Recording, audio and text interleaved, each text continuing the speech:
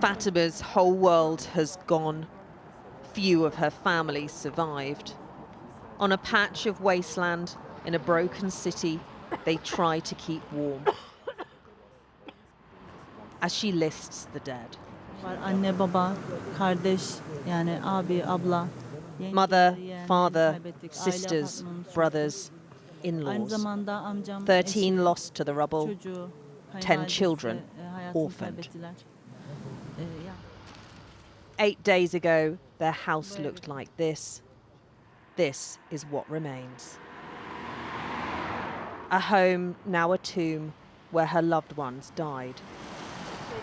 Victims of an earthquake, which keeps playing in her mind.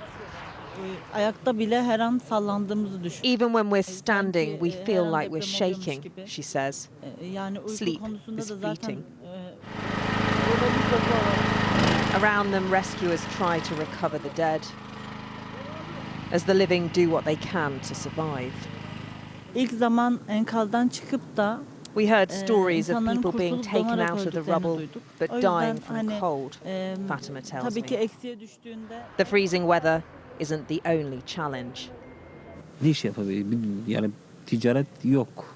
Şu anda hayat iflas etti şu anda. There's no work. We are bankrupt, brother-in-law Habib says. He shows us the van where they take turns to sleep. Benim için benim umudum yok. Bence bitti. For me, I have no hope. It's over. The city is finished. At night here, it's bitterly cold, the temperature dropping to -4 or below, and that will continue for weeks. This country has already experienced a natural disaster, and now it's facing a humanitarian one. People have left Adiyaman in their thousands. Power is patchy, the water off or contaminated. State-made tent villages replace homes. Aisha shows us the government-supplied shelter she shares with 10 others. They have no toilets or showers and a growing fear of disease.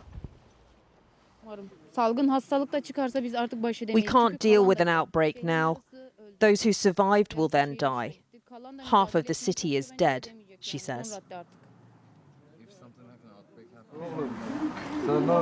Turkey is now doing what it can, but the need is overwhelming.